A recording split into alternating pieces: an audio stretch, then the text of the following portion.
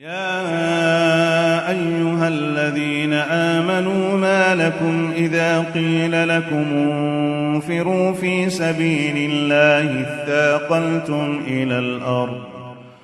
أرضيتم بالحياة الدنيا من الآخرة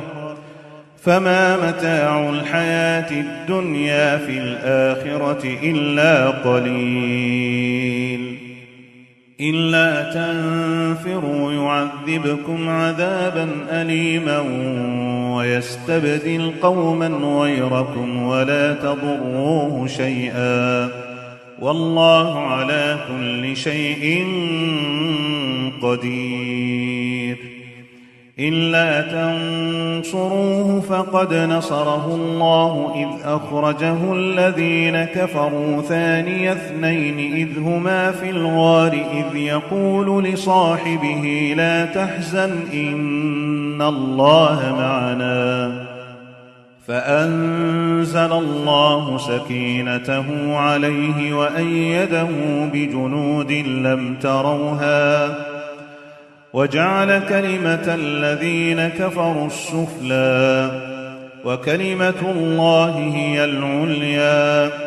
والله عزيز حكيم انفروا خفافا وثقالا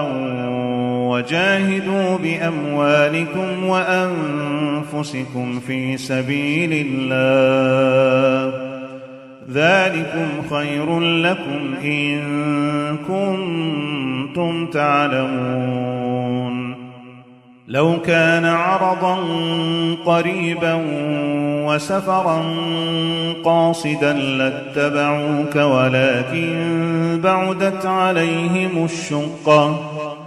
وسيحلفون بالله لو استطعنا لخرجنا معكم يهلكون أنفسهم والله يعلم إنهم لكاذبون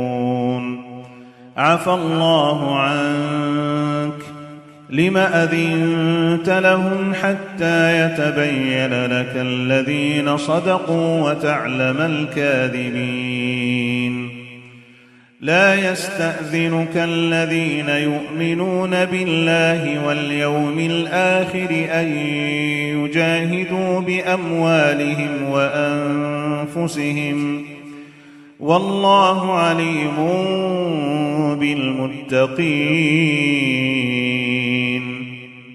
إنما يستأذنك الذين لا يؤمنون بالله واليوم الآخر وارتابت قلوبهم فهم في ريبهم يترددون ولو أرادوا الخروج لأعدوا له عدة ولكن كره الله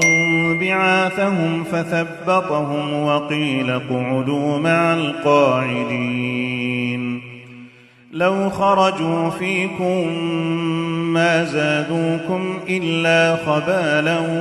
ولأوضعوا خلالكم يبغونكم الفتنة وفيكم سماعون لهم والله عليم بالظالمين